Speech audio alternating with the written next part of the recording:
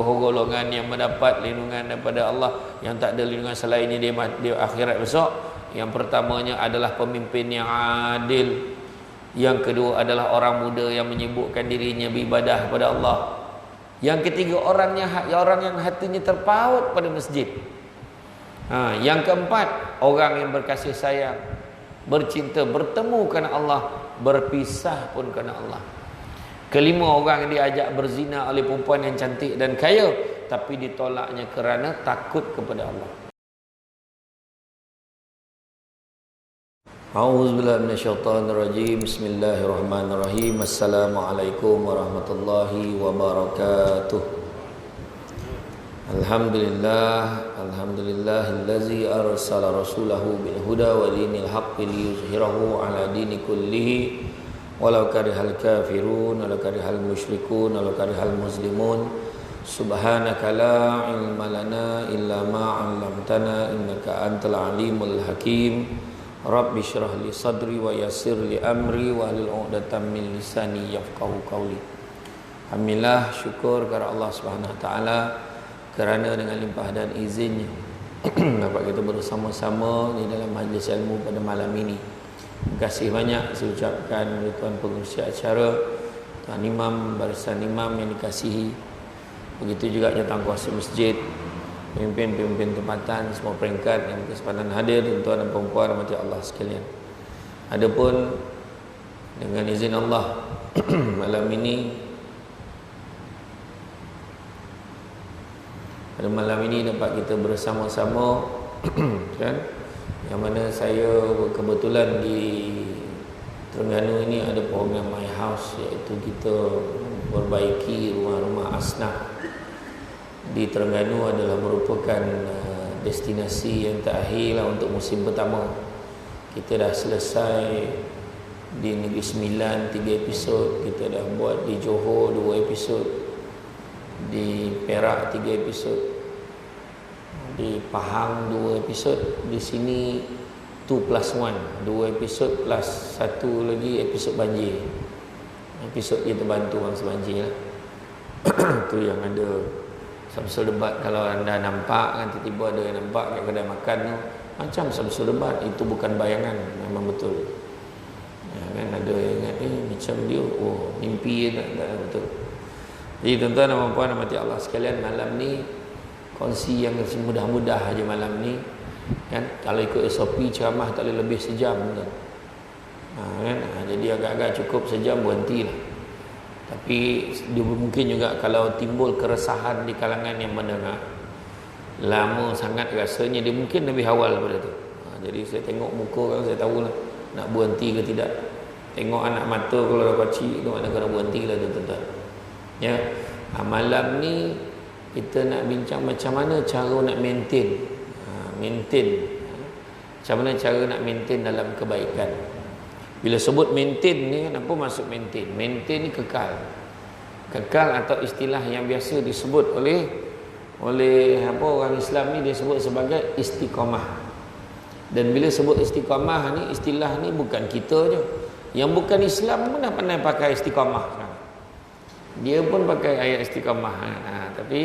Tapi hari ni nak cerita macam mana kita nak maintain dalam kebaikan. Kadang-kadang senang buat baik, tapi nak maintain tu susah.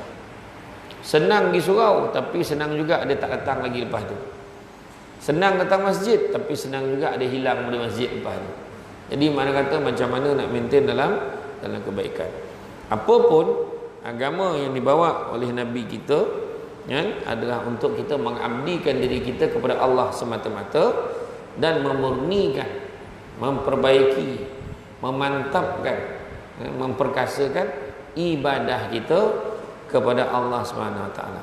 Itulah yang diperintahkan oleh Allah kepada seluruh umat manusia, dan hanya untuk itulah sebenarnya manusia diciptakan. Seperti mana firman Allah Subhanahu Wa Taala, "Wa ma khalaqtul jinna wal insana illa liya'budun." Kan? Dalam surah Az-Zariyat ayat 56 yang bermaksud, dan tidaklah aku menciptakan jin dan manusia melainkan untuk beribadah kepadaku. Ku bukan kepadaku, melainkan kepadaku sahaja. Nampak? Kepadaku dalam kurungan tu ada sahaja, makna tak ada yang lain dah. Dan itu yang Nabi kita ajar gitu. Dan Allah Ta'ala perintahkan kita tu saja. Maka hanya tujuan untuk beribadah pada Allah kita diciptakan. Habis tak boleh ke bekerja? Tak boleh ke kita buat benda lain? Kena pergi masjid aja ke? Tak. Tapi makna kata ibadah itu sendiri, bila kita tengok maksud dia mencakupi maksud yang cukup luas. Selain daripada kita beribadah di masjid, apa-apa juga perbuatan yang baik dan diizinkan oleh Allah, niat kerana Allah, dapat pahala ibadah. Apa-apa benda baik diizinkan oleh Allah, makna kaedahnya betul, dan kita buat niat kerana Allah, dapat pahala ibadah. Sembahyang itu dah tentu-tentu ibadah. Tapi kalau kaedahnya tu dah betul tapi niat bukan kerana Allah, mungkin juga nasib-nasib tidak baik, itu juga tidak dikira sebagai ibadah. Contoh ada sembahyang tapi niatnya sebab nak tunjuk ke orang, habis tuan-tuan. Kan? Tak ada apa tinggal. Sembahyang dia ada 3 penyakit kan, ujub, riak, takbur. Kan? Ujub tu rasa dalam hati, dia rasa dia hebat. Bila dia angkat takbir, Allahu Akbar. Okey juga aku sembahyang malam ni. Sampai masjid dia rasa dia hebat dah.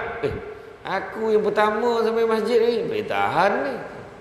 Lepas tu dia sibuk cerita, kau tahu tak aku paling awal sekali hari ni. Cerita pula dengan orang. Tu riak dah tu. Pertama, ujub rasa kelebihan diri kita. Riak tunjuk ke orang. Takbur sombong. Dia dah mula bandingkan diri dengan orang lain. Hebat lagi aku dia semayang pun tak reti. Nampak? Tu sebab kita kena hati-hati kan. Jadi Allah SWT menciptakan manusia dan makhluk yang lain di muka bumi untuk beribadah kepada Allah. Ibadah itu sendiri diartikan sebagai satu perbuatan menjalankan kewajipan yang telah ditentukan oleh Allah SWT, dan jika dilaksanakan mendapat pahala, dan jika kita tinggalkannya kemungkinan besar kalau dengan sengaja akan mendapat dosa. Itu sebabnya kan? Kahwin tu pun sendiri satu ibadah sebenarnya kan? Buat benda lain, buat benda baik. Okey, hari Ahad ni, hari ni lah kata, hari Sabtu ni kita ada gotong royong membersihkan masjid. Kan benda baik tu. Tapi ada orang tak pandang tu sebagai ibadah. Dia fikir ibadah tu semayang je. Itu pun ibadah kalau kita buat betul caranya dan niat kerana Allah, dapat pahala ibadah. Wah, rajin kau gotong royong ni. YB datang. Nanti YB tak nampak muka aku, macam mana pula? Jadi tuan-tuan fikir sendiri, dapat tak pahala ibadah agak-agak. Tapi kalau dia buat walaupun gotong royong, walaupun kerjanya bukan semayang tetapi dia membersihkan kapet, dia niat kerana Allah, mudah-mudahan mudah awal lain nak beribadah kepadamu ya Allah, dapat pahala ibadah. Ya. Allah menciptakan manusia ni dalam Islam ni untuk melaksanakan ibadah, dan dalam ibadah ini pula dalam agama Islam ada yang bersifat wajib seperti solat fardu, berpuasa bulan Ramadan, zakat, haji pada yang mampu, kan? Dan ada juga sifatnya sunat. Contohnya bersedekah, baca Quran, solat sunat, puasa sunat dan sebagainya.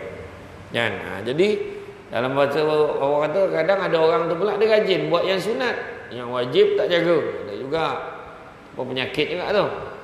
Kan? Itu sebabnya kita kena sentiasa memperbaiki ibadah kita. Memperbaiki. Salah satu cara, kalau dulu tak semayang, dia jadi semayang. Dulu semayang tapi semayang seorang-seorang. Dulu semayang tapi lewat waktu, maka sekarang semayang awal. Semayang awal tapi semayang seorang-seorang. Jadi dia upgrade lagi, semayang berjemaah. Semayang berjemaah dekat rumah. Lepas tu dah upgrade lagi, semayang berjemaah di masjid. Semayang berjemaah dah buat dah, dia tambah lagi pula dengan semayang-semayang sunat yang dia tahu. Salat qabliyah, ba'diyah pun dia buat. Kan? Lepas tu tak cukup kan tu, dia tambah lagi, dia zikirnya, dia wiridnya, lepas tu dia doa.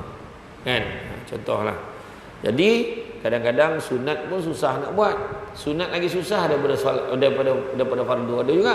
Contoh macam puasa wajib, puasa fardu. Senang sebab semua orang puasa. Kebanyakannya puasa lah, kan? Tapi yang paling susah puasa sunat. Kan nak pula puasa sunat tu orang keliling semua makan beria depan kita. Oh susah. Kan puasa bulan Zulhijjah kan, siapa yang masuk korban jadi sunatkan berpuasa. Wah dia dah target dengan keluarga dia. Kita korban tahun ni jadi dah boleh start puasa dah hari ni. Jangan potong kuku, jangan bercukur apa semua. Oh okeylah kata. Masa tu lah dekat masjid buat jamuan makan tengah hari. Kan tak adalah ya sangat pun. Tapi ayam golek lah kerja ni, ayam golek, kambing golek, semua yang tergolek belaka kan. Oh payah ni kata kan. Nampak tak? Lepas tu ramai lah yang cocok. Alah sunat aja. Nampak tu? Kan? Tu bukan senang. Tapi kalau dah yang sunat tu dia boleh atasi, sepatutnya fardu boleh. Tapi ada orang puasa sunat rajin, yang wajib tak buat, maka ada masalah tuan-tuan. Kalau kita tengok syarat-syarat mencapai kesempurnaan ibadah, yang pertama mesti dengan ilmu, yang kedua mesti ikhlas, yang ketiga mesti ada perubahan pada tindak tanduk dan tingkah laku, yang keempat adalah dimulakan dengan niat. Yang nombor 3 tu tadi. Kalau perangainya sama, perangainya lagi teruk, maka ada masalah dengan ibadah dia. Dia semayang-semayang tapi bermusuh dengan orang. Dia semayang-semayang tapi mengutuk orang laju. Dia semayang-semayang nombor ekor pun jalan juga. Makna kata ada masalah dengan ibadah. Tuan faham ya setakat ni? Saya tak guna bahasa yang susah ni, bahasa senang je. Okey ya? Okey. Tuan-tuan jangan terpanjat tuan-tuan. Ni memang betul Samsul debat depan tuan-tuan ni. Tuan-tuan jangan pandang macam nampak makhluk asing pula ya. Relax ya. Alhamdulillah seronok tak masjid ni. Cantik semua. Masjid baru Oh baru jugalah. Alhamdulillah. Memang hari-hari ramai macam ni. Alhamdulillah. Oh. Nampak suka tu macam tak kan. Tak apa lah. Tuan-tuan jangan pilih bercamah tuan-tuan. Mana-mana bercamah datang je. Besar pahala Allah Ta'ala bagi kan. Begitu juga selain pada bentuk-bentuk ibadah, jenis-jenis tersebut umat Islam sentiasa diperintahkan untuk tetap beribadah dengan istiqamah dan ikhlas semata-mata kerana Allah. Mesti tanam dalam diri kita ikhlas kerana Allah dan minta doa banyak-banyak. Jangan kita dah datang masjid, alhamdulillah aku ni dah 3 bulan untuk turut ni tak pernah tinggal masjid ni. Oh hati-hati, itu memang setan yang kerja tu tuan-tuan. Jadi kita bercakap, ya Allah, Kau bantulah aku ya Allah, aku ni lemah ya Allah, mudah-mudahan aku dapat istiqamah dalam datang masjid ni ya Allah. Bukan senang tanya orang yang dah datang masjid, mula-mula nak maintain istiqamah ni susah. Kan? Ada je masalah datang. Kan? Lepas tu dia teringat, bila datang majlis ilmu teringat guru tu ngajar. Guru tu ngajar kata 7 golongan yang mendapat lindungan daripada Allah, yang tak ada lindungan selainnya di akhirat besok. Yang pertamanya adalah pemimpin yang adil. Yang kedua adalah orang muda yang menyibukkan dirinya beribadah kepada Allah. Yang ketiga orang yang hatinya terpaut pada masjid. Yang keempat orang yang berkasih sayang, bercinta, bertemu kerana Allah, berpisah pun kerana Allah. Kelima orang yang diajak berzina oleh perempuan yang cantik dan kaya, tapi ditolaknya kerana takut kepada Allah. Bukan makna perempuan buruk dan miskin boleh tuan-tuan, tapi kalau dah kaya dan lawa pun ditolak, yang buruk lagi lah tak selera. Yang keenam, dia bersedekah, tangan kanan bagi, tangan kiri tak tahu, maknanya merahsiakan sumbangannya. Dan yang ketujuh, orang yang duduk bersendirian, basah pipi dengan air mata, mengenang dosanya kepada Allah. Dalam 7 tu ambil yang ketiga tadi, hatinya yang terpaut pada masjid. Maknanya dia dah seronok dah datang masjid tu, dia rasa relax, dia rasa suka sangat, gembira datang rumah Allah. Jadi sampaikan bila daripada Terengganu tiba-tiba dia nak pergi ke Melbourne. Melbourne, dia pergi ke Melaka, dia pergi ke Johor, dia pergi ke Perak. Dia soalan pertama bila dia sampai rumah saudara dia tu, dia akan tanya, masjid jauh tak dari sini? Masjid ada depan sana, berapa minit dari sini? Dalam 5 minit ya ke? Bolehlah saya nak pergi masjid sekejap. Pak, dia nak pergi masjid juga sebab dia rasa tak tenteram. Ingat tak arwah Haji Azmil Mustafa? Kan, Haji Azmil Mustafa. Kan? Dia berjaya buat secara konsisten. Arwah ni berjaya buat sembahyang berjemaah 40 waktu berturut-turut berjemaah. Itu adalah merupakan latihan yang baik untuk istiqamah. Cuba tengok.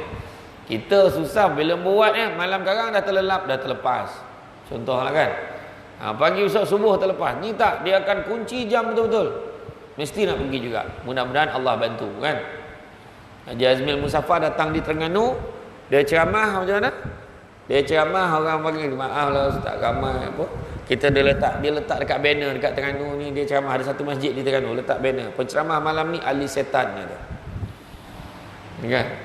Orang masjid minta maaf dengan dia lepas ceramah ni. Minta maaf lah ustaz. Letak macam tu alhamdulillah. Ramai datang, ramai yang kenal kata. Jadi Azmil Musaffar kata nak buat macam mana? Panggil penceramah orang tak datang, panggil setan ramai datang gitu. Dia kata, saya ingat lagi dia bergurau, arwah ni bergurau. Tapi itulah dia pernah ada duit dekat dalam akaun dia berjuta tuan-tuan, berjuta. Tapi dia keluarkan duit tu sebab untuk tampung dia pergi, sebab pernah yang jadi apa? Yang jadi terkesan dekat hati dia adalah apabila dia pergi ada satu seminar bengkel perfilman di USA. Dia bukannya dapat hidayah tu di Mekah, pergi ke USA dengan Amerika Syarikat. Sampai kat sana kawan dia dah pesan jangan datang awal sangat. Dia tak ada kat rumah, dia dah datang sehari awal. Jadi dia tak tahu nak pergi mana. Driver taksi tu Pakistan tu, dia kata, "Are you Muslim?" "Yes," dia kata. So dia bawa pergi satu masjid dekat US. Sampai di masjid tu, bila dia nak semayang, dia baring tu dia nak semayang, dia perasan, dia malu bila tengok ada orang lain tu apa. Dia baru sedar dekat diri dia, dia terpukul kat diri dia. Sebab rupa-rupanya Fatihah pun dia tak tahu. Dia Fatihah mula-mula dia mengaji, dia tulis Rumi, dia menangis. Maka dia belanjakan duit dia tadi, dia laburkan duit dia. Dia pergi mana? Dia pergi ke Yaman, kata sahabat saya. Pergi ke Yaman untuk mulakan balik belajar agama. Dan balik dia mengajar. Sampailah di saat-saat dia dah sakit pun dia masih mengajar. Macam tu tuan-tuan. Maintain mengajar. Maintain istiqamah. Tu sebab kita kalau datang masjid, jangan kita sound orang yang tak datang masjid. Kita nampak orang yang baru datang, kau tiba-tiba datang malam ni mesti pasal Samsul Bad. Kita sound dia kan, muka tak pernah nampak, sekali kita sound dia. Ni kau datang ni pasal mesti nak kenduri. Tengok satu hal lagi. Ni kau pasal tiba-tiba datang tak malu ke? Wah. Yang bercakap tu lagi tak malu. Dia perasan macam ni rumah dia. Ni rumah Allah. Jadi kalau orang datang kita alu-alukan, cakap dia seronok, tengok mu mari. Kalau boleh mu marilah lagi, gitu kan. Jadi mudah-mudahan aku doakan kau janganlah kan, jangan risau kenduri kau tu, jangan risau, kami datang. Tapi nanti dah habis kenduri janganlah kau hilang, datanglah juga sini. Macam tu. Tuan-tuan, macam tu tuan-tuan. Kita ni jangan cakap tuan-tuan, kita datang masjid maka kita okey tuan-tuan. Bukanlah kata jangan datang masjid. Maksudnya jangan kita perasan kita okey, kita sentiasa memperbaiki diri kita. Ada orang tu kerja pejabat mufti, kerja pejabat agama, kerja pejabat ni belum tahu lagi tuan-tuan. Bukan makna orang tu kerja biasa di tepi jalan maka dia ni tak bagus, tak. Tak ada. Macam satu rumah asnaf yang saya pergi ni kan, dekat apa nama, Paya Datu. Paya Datu. Meniaga, ibu tunggal meniaga, nampak susah. Rupa-rupanya hafaz Quran. Banyak surah yang dia masih ingat lagi. Anak-anak bagus-bagus belaka semua Darul Quran. Belajar dekat kolej Darul Quran. Anak-anak semua pandai-pandai. Bab kata orang Terengganu tu brilliant. Betul-betul. Seorang 9A, seorang 8A. Saya kata, nampak tak? Sebab kadang-kadang kita tak boleh nak menilai daripada yang apa yang kita nampak. Kan? Ada di Bangi tu, seorang lelaki tu meninggal waktu tengah solat. Allahu Akbar. Heboh semua orang tengok. Ingat dia pencen pejabat agama, ingat dia pencen pejabat mufti ke, dia pencen dekat Jabatan Hal Ehwal Agama ke, Mahkamah Syariah. Rupanya pencen postman. Ini postman. Bila cek balik, bila dia selidik, akhirnya keluarga dia cerita, rupanya hidup dia sentiasa dengan Quran. Sentiasa dengan Quran. Waktu dia duduk depan TV tu dengan anak-anak tengah tengok TV tu, dia ambil Quran tepi tu, dia baca. Tengah duduk dekat meja makan, sementara tunggu bini hidang makanan, ambil Quran, baca Quran lagi. Nak tidur, sebelum tidur ambil atas kepala tu ada satu Quran kecil tu, baca lagi. Lebih kurang kita lah, kan? Nak makan handphone, kan lebih kurang tu. Dalam handphone tu ada Quran, kata dia download. Kan? Nak makan handphone, dalam tu ada Quran, dia kata. Kan? Bangun pagi, buka mata, celik mata, Quran. Mak lagi hebat kan? Sepanjang masa pagi malam bawa Quran dalam handphone. Hebat tak? Yang faham, tak faham sudah, tuan. Kemudian bila tengok maksud maintain tu tadi, maksud istiqamah, maka ia adalah berbuat sesuatu dalam keadaan mengamalkannya secara berterusan. Maknanya dari segi bahasa maksudnya lurus. Dari istilahnya adalah satu perbuatan sifat yang sentiasa mengikuti jalan yang, makna sentiasa ayat itu. Sentiasa mengikuti jalan yang diradai oleh Allah Subhanahu wa taala.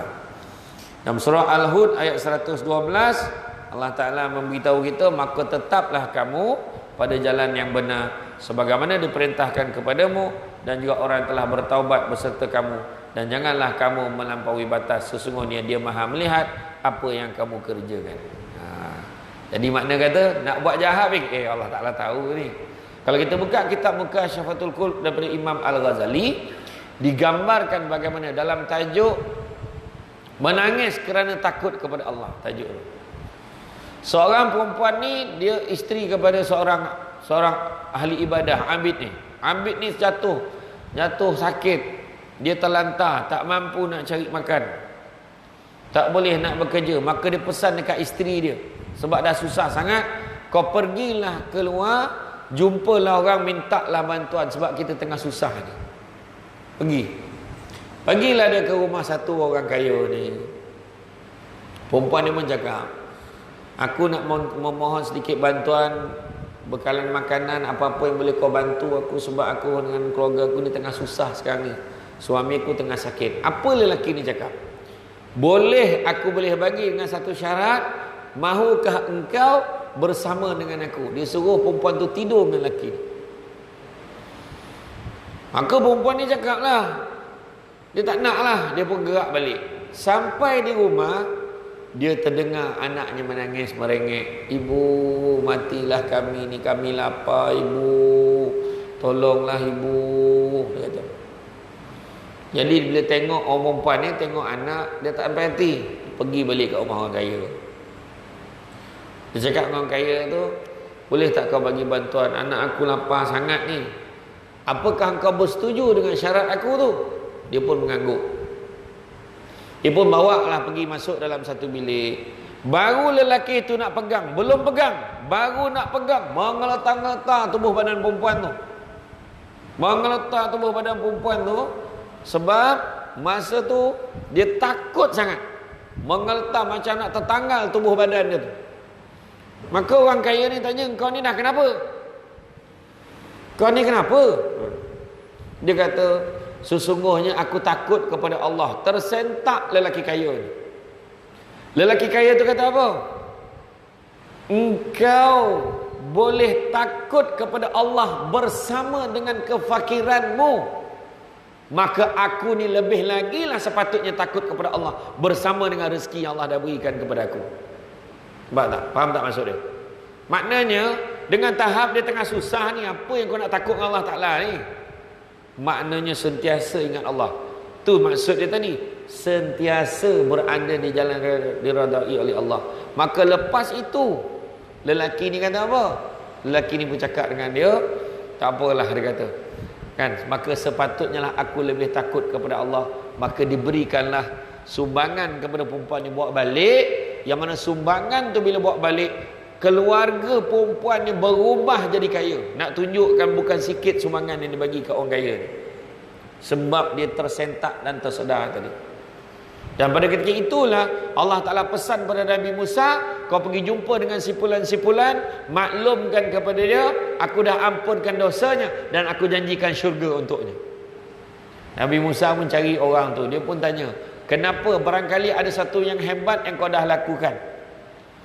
Satu hebat yang kau dah lakukan, yang menyebabkan Allah ampunkan dosa kau dan janjikan syurga untuk kau. Maka dia jawablah, dia ceritalah kisah dia dengan perempuan ni. Makna kata tuan-tuan dan puan sekalian, bendanya bukan kata buat, mengelak daripada buat. Nampak tak? Sebab tu lah kadang dia dah sibuk, dia dah tak nak main nombor dah. Berhenti, cukup, aku tak nak main nombor dah. Tak nak main nombor dah. Datanglah yang wakil-wakil ahli jatuhan kuasa kesyaitanan ni. Dia pun datang. Weh, rugi kau tak main weh. Nombor besok ni dukun tiang lah cakap confirm kena ni. Mu ni betul, bayangkan paling tidak third price yang dah 100,000, takkan kau tak nak? Yalah, ni last ya. Sebut last, nampak tak? Daripada tadi dia nak berhenti tadi, diuji dengan cerita 300,000 tu tadi. Rupanya kena pula. Kena tuan-tuan. Lepas tu dia belanja AJK masjid makan. Orang ajar tu. Kan? Dia kata hari ni hari birthday saya, dia kata. Kan? Ada orang macam tu tuan-tuan. Kalau orang yang kerap sangat hari lahir tu tuan-tuan tanyalah balik, mana dia dapat duit? Kalau nak belanja makan, hari ni birthday aku, bulan depan birthday dia lagi. Jadi ada beberapa jenis istiqamah. Yang pertama, istiqamah orang yang ingin berhijrah daripada dunia jahiliah dia. Daripada tak tahu, dia jadi tahu, maka dia tak nak dah kembali pada zaman tak tahu tu. Kan? Itu macam cerita arwah Haji Azmil Musafa tadilah, yang saya cerita tadi. Kan? Kalau dengar cerita Abang Samsul Rau-Rau pun macam tu jugalah. Kan? Daripada zaman jahiliah tu bawa kepada zaman yang baik. Tanya juga, kan, ramai lagi lah yang orang yang pernah buat jahat dulu-dulu kan. Dulu pernah, dulu tak tahu dia kata. Tapi bila dah tahu, tahulah. Kan? Zaman pop ye dulu, zaman seluar besar dulu. Kan? Zaman pakai baju nampak bulu dada sikit tu, pakai rantai, berantai tuan-tuan. Jangan cerita-cerita dengan anak. Ayah dulu kan tahu mana konsert ayah tak pergi. Aduh, jangan cerita. Benda tu bukan untuk dibangga-banggakan, kan? Mana anak dara yang ayahmu tak bawa naik motor ni? Jangan. Tak payah, Jadi nak berhijrah. Kedua, orang yang berubah daripada tabiat yang buruk kepada tabiat yang lebih baik, sekaligus meninggalkan tabiatnya yang buruk, kan? Dulu dia tak pergi masjid, ni dia jinak-jinakkan diri dia pergi masjid. Setiap malam dia datang, dia tunggu. Kan? Tuan-tuan, dia jangan main-main. Orang yang kalau selalulah lepas mayang bagi salam, dia tuh keluar daripada masjid ni, mana dia sombong dengan Allah. Kan? Kalau selalu hari-hari je tu, Assalamualaikum warahmatullahi wabarakatuh, hilang. Sombong dengan Allah Ta'ala. Kan? Paling tidak, kau tidak apalah, kau malas mana apalah, kau sibuk sangat kan? Sibuk sangat. Assalamualaikum warahmatullahi wabarakatuh, Assalamualaikum warahmatullahi wabarakatuh, Astagfirullah, istighfar dulu. Itu doa yang paling pendek yang kita tahu. Allahumma barik lana fima razaqtana wa qina azabannar. Keluar. Okey tu. Tuan-tuan Tuan gelak nak kata. Doa makan macam apa pula? Allahumma barik lana, ya Allah berkatilah kami fima razaqtana, kata rezeki kami, wa qina azabannar, dan jauhkanlah kami pada azab api neraka. Okey tu. Kan? Tuan-tuan doa makan, tuan-tuan pun tak faham. Kan? Jadi okey lah tu, kan? Paling tidak sikit istighfar, lepas tu doa baru keluar. Kalau sibuk sangat, tunggu imam sampai habis lagi bagus. Tunggu imam sampai habis, kan? Tengok hari ni imam nak bagi laluan pada penceramah, awal dia doa hari ni, kan? Kemudian begitu juga ketiga, orang yang menjadikan rutin kebiasaan hariannya beribadah kepada Allah tanpa mensia-siakan sesaat pun masanya dengan perkara-perkara yang sia-sia. Dia je bangun pagi aja, dia terus masuk bilik air, niat mandi kerana Allah. Dah mandi pula, solat sunat pula dulu. Solat sunat sebelum subuh, kan? Lepas solat sunat sebelum subuh tu, teringat pula ambil duit, masuk dekat dalam tabung botol dia, dah standby dah, botol besar ni je, masuk RM1, mempertahankan keseringgitannya. Tak apalah, masuk RM1, cukup seminggu, nanti bawa sembahyang jemaat, nanti masuk dalam tabung macam tu. Lepas tu keluar mengaji pula. Faham mengaji? Faham. Jom ajak isteri pula, ajak kita pergi minum. Bismillahirrahmanirrahim. Naik dalam perjalanan sampai kat kedai tu baca doa makan nak bismillahirrahmanirrahim. Lepas tu dah habis tu, datang pula orang fakir miskin. Mari sini, bagi pula sedekah kat orang miskin. Lepas tu balik rumah, jom balik. Ni dah masuk waktu duha dah ni. Sampai rumah sembahyang sunat duha pula. Lepas tu ajak pula bini sembahyang sunat duha sama-sama. Lepas tu mengaji pula. Maknanya pagi sampai malam tu tak ada dia buang masa. Tentulah kan. Contoh lah. Tuan-tuan boleh buat tak tu? Susah kan, termasuk yang bercakap ni kan. Cakap orang kan sama dengan diri sendiri tak? Jadi apakah cara-caranya? Sebab istiqamah ni tidak semudah kita menyebutnya. Mudah-mudahan kita istiqamah. Memang tapi susah kan? Susah. Nak istiqamah sedekah RM1 setiap hari pun susah. Kan? Walhal ni lah masa yang paling baik sekali. Waktu nak tukar duit raya dulu, ingat tak? Dulu tukar duit raya, kita semua sibuk minta duit keras. Minta duit baru. Duit baru dah habis stok. Sekarang tukar, sebab duit tak banyak orang tukar. Kan? Duit moratorium. Duit Aisina kan. Pergi tukar sekarang. Tukar 200. Tukar RM1. Minta kat bank tu nak duit RM1. Masuk dekat dalam beg, masuk dekat dalam tempat yang kita standby. Setiap hari bawa dah duit tu. Tak apa bagi RM1 tapi berterusan. Nabi suka umatnya buat benda baik ni walaupun sikit tapi berterusan. Daripada buat banyak langsung tak buat lagi dah. Antara yang seorang tuan guru tu ajar dekat saya, nak tenang hati, nak tenang jiwa, jangan tinggal 4 perkara dia kata. Pertama, banyakkan berselawat ke atas Nabi. Sebab apa? Selawat tu apa? Saya tanya dekat orang Kuala Pilah sekali tu. Selawat apa makcik? Selawat lah. Tanya pula. Dah kena marah pula aku tanya. Jadi selawat tu apa? Berselawat ke atas Nabi maksudnya mendoakan keselamatan dan kesejahteraan Nabi. Sekali kita selawat pada Nabi, 10 kali Allah dan malaikat mendoakan keselamatan dan kesejahteraan kita. Itu pertama. Itu sebab sejahtera itu juga boleh bawa tenang. Kedua, hati jadi tak tenang sebab banyak dosa. Melainkan ada dalam masjid ni yakin, alhamdulillah Ustaz. Tahun 2020 je bulan 1 sampai bulan 12. Belum ada dosa lagi setakat ni. Oh, mak berani dia cakap. Dia cakap macam tu dosa dah. Sebab tak sedar diri. Kan? Mesti ada dosa. Kan? Jadi istighfar banyak-banyak. Minta ampun Allah. Kaifa nastaghfir ya Rasulullah? Sahabat tanya macam mana cara nak istighfar. Nabi ajak astaghfirullah, astaghfirullah, astaghfirullah. Nabi ajak astaghfirullah. Senang je. Kalau rajin lagi astaghfirullahal azim.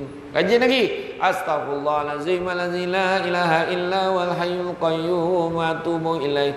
Rajin lagi astaghfirullah innallaha kana tawwaba, astaghfirullah innallaha kana tawwaba, astaghfirullah innallaha kana tawwaba. Saya minta ampun, minta taubat dengan Allah Taala. Kan? Yang astaga tak diajar. Itu tak tahu mana dia dapat. Kan? Taik WhatsApp astaga. Keluar otak tu kan. Orang tu. Kan? Astagfirullah. Jangan type tu astaga tu kan. Kan budak-budak sekarang BBNU, budak baru nak up kan. Macam tu kan. Termasuk ada orang tua bersama astaga. Dia jadi kebiasaan. Tak dapat apa, mengubah-ubah pula astagfirullah kan. Tu yang kedua. Yang ketiga, letakkan hati Quran dalam hati kita. Apa hati Quran? Surah Yasin. Surah Yasin baca berapa kali sehari? Baca sekali sehari paling tidak. Ini tak orang kita baca Yasin bila?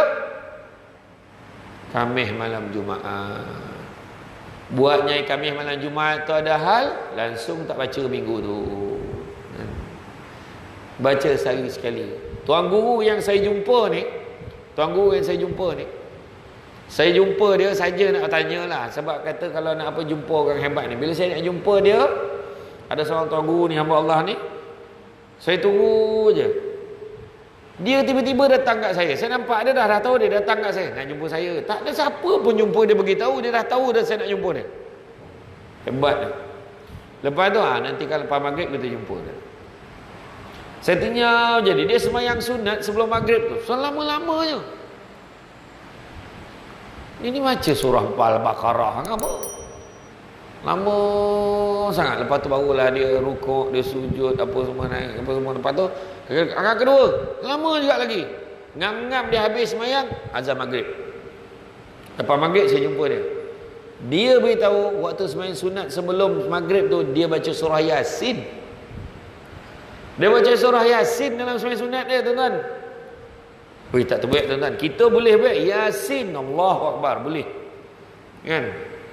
Tapi dia memang baca surah Yasin betul-betul. Rupa-rupanya surah Yasin ni antara sebab kita nak tenang hati baca, tuan-tuan. Tu hati Quran. Letak hati Quran dalam hati kita. Bukan fikir orang meninggal lah baca, tuan-tuan. Baca. Rupanya ada rahsia dalam surah Yasin tu juga. Kalau siapa yang ada hajat nak minta apa-apa dengan Allah Ta'ala. Itulah. Tuan-tuan baca tiap-tiap minggu. Ni saya kongsi. Sampai pada ayat Salamun qaulam mir rabbir rahim. Tuan-tuan ulang 3 kali, 7 kali, 11 kali, 21 kali, ganjil. Bila tuan-tuan ulang tu dalam hati tu, letak dalam hati niat nak minta apa. Tapi tak payahlah sebut Salamun qaulam mir rabbir rahim, minta naik pangkat. Tak payahlah sebut, dalam hati je. Dalam hati. Salamun qaulam mir rabbir rahim, salamun qaulam mir rabbir rahim. Macam tu kan. Sampai ayat iza arada sya'an an yakula lahu kun fayakun, kan? Dekat hu tu, sampai dekat hu je merujuk pada permintaan tadi. Tak payahlah minta lagi. Yang aku minta tadi, ya Allah, kun fayakun. Kalau Allah Ta'ala kata jadi, jadilah, tuan-tuan. Lepas tu ada satu ayat lagi. Ayat tu kalau kita baca, insya-Allah perempuan dengar cakap kita. Mana ayat tu saya tak boleh beritahu macam ni secara live. Orang kena jumpa, saya minta personal boleh saya bagi. Macam nak bagi nantilah dulu, tuan-tuan. Nantilah. Tuan-tuan baca, pandang isteri, pandang mata dia baca ayat tu. Tak payah kuat-kuat. Insya-Allah dia dengar cakap. Kata apa pun setuju, tuan-tuan. Tapi kalau pandang dia dah dengar ceramah malam ni, dia pandang dia jegil mata kita, terlupa ayat tu, tak jadi, tuan-tuan. Tu tak jadi. Tuan-tuan kena tengoklah. Ya? Jadi mana kata adalah ayat tu baca insya-Allah. Bukan kata apa nak bagi dia taat, itu aja. Tapi kalau orang perempuan dapat ayat ni bahaya, tuan-tuan. Dia bacalah kat suami ni. Kan? Parah, tuan. Orang perempuan kalau minta mesti tak bagi, tuan-tuan. Tapi itu untuk anak-anak pun elok tu. Ayat tu nantilah, ya. Tapi itu dua tu tadi, minta hajat tu. Insya-Allah. Dan yang keempat, amalan untuk tenang hati, kan? Kita ni diuji selalu macam-macam. Ni nak 4 ni, ambil. Dan yang keempatnya adalah perbanyakkan haukil. Haukil ni apa pula? Kan? Haukil ni apa pula? Itulah ketika haukil ni merupakan khazanah daripada syurga yang mana Allah turunkan untuk umat Nabi Muhammad saja. Umat terdahulu tak dapat. Ingat tak peristiwa Isra' dan Mi'raj yang ketika Nabi naik sampai ke langit, Nabi jumpa dengan Nabi Ibrahim. Salah satu tangga tu berjumpa dengan Nabi Ibrahim, kan, di Baitul Ma'mur, yang mana dekat dengan yang Nabi Ibrahim duduk menghadap semua umat-umat dia. Apa kata Nabi Ibrahim? Nabi Ibrahim kata, aku tak pernah tengok umat yang paling miskin, umat kau lah wahai Muhammad. Kurus kering. Macam mana pula? Umur dah lah tak panjang tapi pemalas beribadah. Ngaku ke tidak? Kan? Tuan-tuan tengok istighfar aja. Sahabat Nabi dulu istighfar kurang-kurang 70,000 kali sehari. Tuan-tuan cuba imam buat 70,000 macam. Dia pusing belakang orang tak ada. Kan? Dia buat 10 baru menyumpah dalam belakang. Allah, malam ni panjang bulat istighfarnya. Marah. Baru 10. Kan? Contoh. Dia buat 3 je. Buat 3 sudah. Kan? Ya. Imam baca panjang salah, imam baca pendek salah. Pening bala imam. Kan? Dia kalau bulan Ramadan kan, kalau tarawih, tahun ni taklah, merasalah tarawih rumah masing-masing. Kan? Tapi tahun ni insya-Allah lah kita doa-doa mudah-mudahan paling tidak macam ni kita boleh tarawih okeylah. Kan? Cuba tengok dia pilih itu. Kalau tarawih itu Allahu Akbar Bismillahirrahmanirrahim.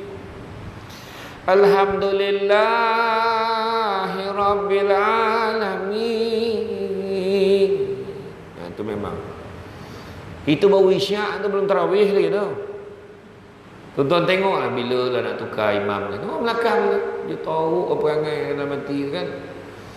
Dia kalau boleh nak cari Allahu Akbar, Bismillahirrahmanirrahim, Alhamdulillahirabbil alamin, Arrahmanirrahim, Maliki yaumiddin, Iyyaka na'budu wa iyyaka nasta'in, ihdinas siratal mustaqim, siratal ladzina an'amta 'alaihim, ghairil maghdubi 'alaihim waladdallin. Amin. Makmum bagus imam ni.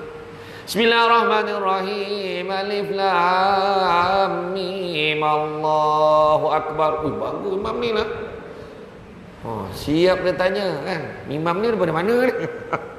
Kan? Tak kan? Ayo tuan-tuan. Itulah masalah kan. Jadi orang kita ni memang dia tak suka banyak-banyak. Jadi apa yang Nabi Ibrahim bagi tahu? Dah umat Muhammad ni miskin, kurus kering, umur tak panjang tapi pemalas beribadah. Maka kau suruhlah dia tanam tanaman syurga. Tu dia haukil. Satu pandangan kata la haula wala quwata illa billahil aliyil azim. Satu pandangan pula kata subhanallah alhamdulillah wala ilaha illallah wallahu akbar wala haula wala quwata illa billahil azim. Yang la haula wala quwata illa billahil azim itulah dia haukil. Bagi tahu ke Allah, ya Allah aku ni tak daya, ya Allah maksud dia. Aku ni tak ada kekuatan aku. Engkau jugalah yang menentukan, Maha Kaya menentukan segala-galanya. Itu serah ke Allah Taala, tenang hati kita. Anak kita sakit, macam mana? Kita tak boleh buat apa. Serah Allah Ta'ala. Berapa ramai orang kanser, doktor cakap 2 bulan ni lagi. Panjang umur. Sebab doktor bukan Tuhan. Ikhtiar kita, masalah kita. Tak adalah kalau doktor kata kita gitulah. Orang Kuala kan kecak gitu. Cakap gitu. Kan? Dia kata, confirm. Dia kata. Confirm. Dia kata. Jadi makna kata, maka tengok balik. Kan? Amalan kita. Haukil ni amal kan. InsyaAllah. Tenang hati kita. Kan? Minta kerja. Nak macam mana? 10 kali minta kerja tak dapat. Ada Allah Ta'ala tulis tak dapat. Macam mana? Kan? Ini confirm ada orang dalam ni. Itu ayat tak habis tu. Kan? Itu sebab masa saya kerja dulu tuan-tuan dan puan-puan. Kan? Masa saya kerja dulu. Interview nak cari pengak kuasa, nak cari pembantu takbir ke apa. Caranya buat macam mana? Kita suruh dia lari dekat Stadium Paroi dulu 2 round. Yang layak ramai. Jadi kita nak buat tak sampai hati. Suruh dia lari dekat stadium tu. Stadium Paroi. Lari 2 round tu. Siap ambulans satu dah standby. Ada seorang tu lari round pertama. Lepas tu dia sendiri lari masuk ambulans tu. Hospital. Dia sendiri tak terdaya kan. Maknanya nak bagi tahu terpaksa. Sebab terlampau ramai yang layak. Daripada kita buang macam tu, bagi dia ujian fizikal. Sebab ramai sangat budak-budak muda baru kerja ini kejap-kejap MC. Tak apa penyakit yang nak mati belaka dah. Siap minggu nak mati saja. Demam, sakit, ini tak datang kerja. Dia tak macam, cuba tanya orang dulu-dulu bekerja macam mana. Kemain susah nak cuti. Dia tu sendiri susah nak cuti. Melainkan dah terdesak sangat baru cuti. Itu sebab bos senang bagi dia cuti. Ni kejap-kejap cuti. Lepas dia, bos pun perasan macam cuma kamu yang cuti dia tu. Nampak kan? Tu dia. Dan tang istiqamah tu yang cuti dia ada. InsyaAllah. Jadi bagaimana caranya untuk istiqamah? Macam mana caranya untuk istiqamah? Pertama, memperbetulkan niat kita. Apa juga kita buat, niatkan kerana Allah. Betulkan niat kita mudah tuan-tuan. Niat pada awal tak betul, masalah. Niat kerana Allah. Ingat tak kisah Nabi Nuh dulu, dia demam. Nabi Nuh dia jumpa, ya Allah aku demam, ya Allah bantu aku, ya Allah. Allah Ta'ala perintahkan, kau pergi dekat pokok tu, kau tepuk pokok tu. Dia tepuk pokok tu, gugur daun tu. Kau ambil daun tu, kau sapu dekat tubuh badan kau. Sapu tubuh badan elok. Alhamdulillah. 2-3 bulan lepas tu dia demam sekali lagi. Dia terus pergi dekat pokok yang sama. Dia tepuk, gugur daun. Dia sapu kat badan dia, tak mahu elok demam. Ya Allah, kenapa tak boleh ya Allah? Sebab kali pertama dulu kau minta dengan aku, kali kedua kau minta dengan pokok. Makna nak bagi pengajaran saja tentang bagaimana kita kena faham. Betulkan niat kita dulu. Itu sebabnya kalau orang tu dia berajin bekerja sebab bos ada, jangan risau. Dia kalau bos tak ada, memang dia paling teruk perangai. Orang yang memang rajin, bos ada ke tak ada, dia memang nak siapkan kerja. Tu orang rajin, orang istiqamah. Kan? Sahaja aku sembahyang subuh 2 rakaat sebab mak mentua aku dekat rumah. Tu memang tak istiqamah lah tu. Allahumma hdina fiman hadait. Dia nak bagi mak mentua kat bilik sebelah dengar dia baca kunut. Yang menantu dah salah kunci jam, pukul 4.30 sampai subuh tak beranjat mak mentua dia. Ada kunut pula pukul 4.30 pagi. Kan? Jadi itu sebabnya niat merupakan penentu satu ibadah, dan yang mendapatkan pahala atau ganjaran sesuai dengan niat ibadah dalam hatinya, sebagaimana yang disebutkan dalam hadis, innamal a'malu binniyat wa ma likulli amrin ma nawa, faman kanat hijratuhu ila Allah wa rasulih fajratuhu ila Allah wa rasulih, wa man kanat hijratuhu lid-dunya yusibuha aw amaratin yankihuha fa hijratuhu ila ma hajara ilaih.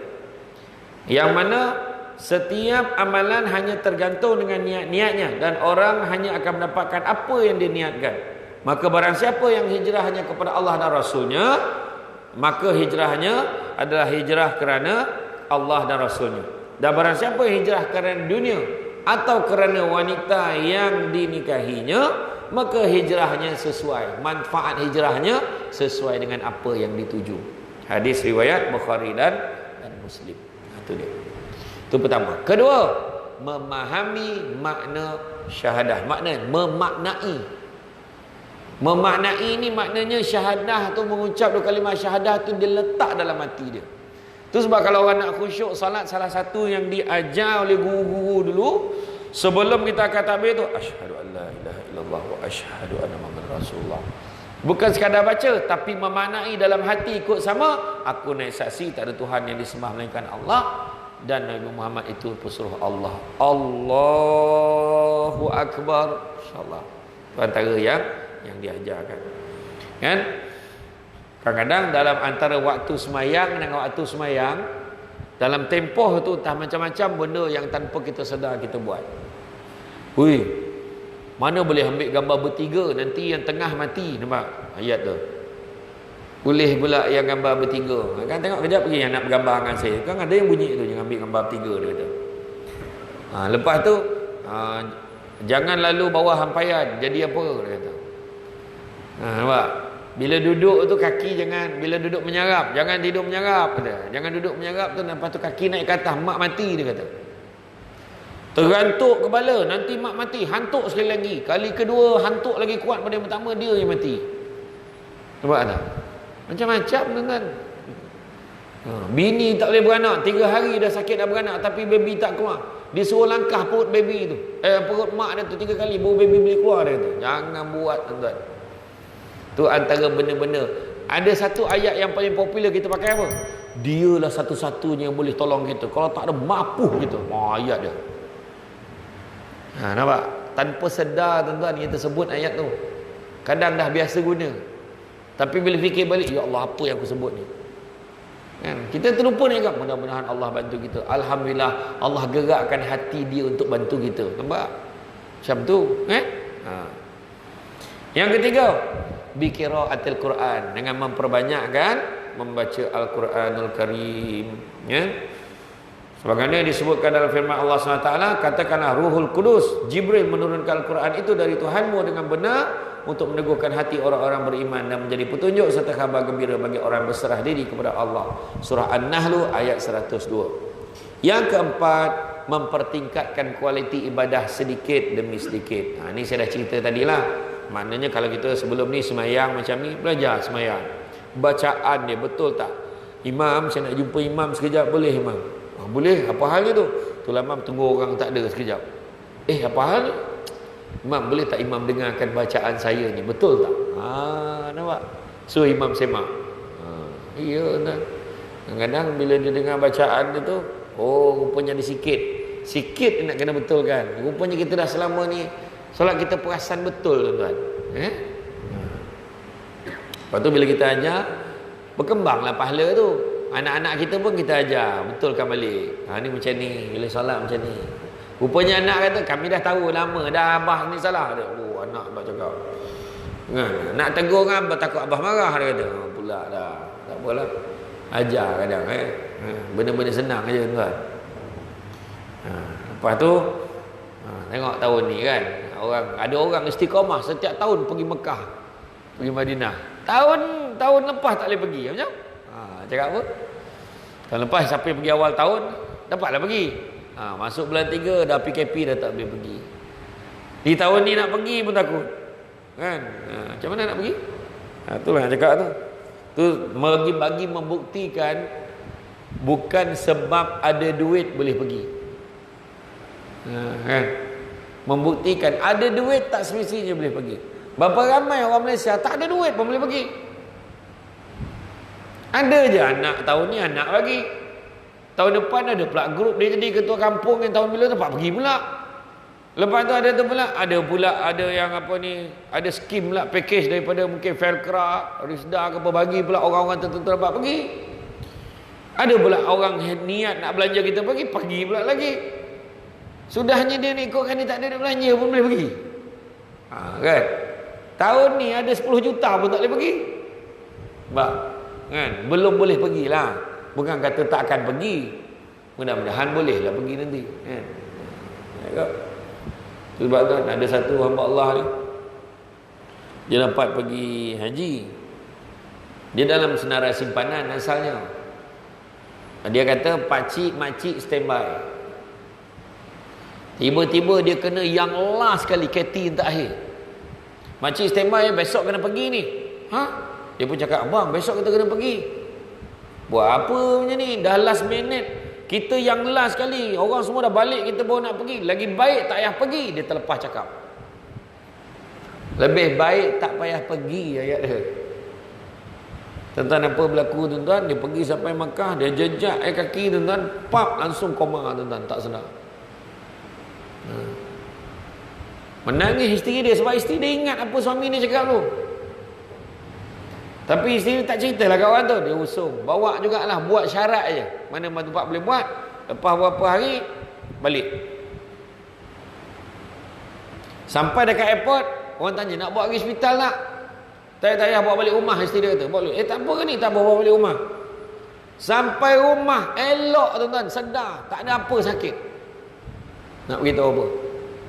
Ni kisah benar bukan kisah buat-buat, kisah benar tuan-tuan. Saya kenal hamba Allah ni, tu je. Tapi nak cakap apa tu, sebabnya kadang kita ni kan kena elok-elok cakap. Ada seorang yang saya kenal. Tak apalah. Tu Mekah tu nantilah pergi, dia kata. Dia nak pergi ni dulu, pergi Europe.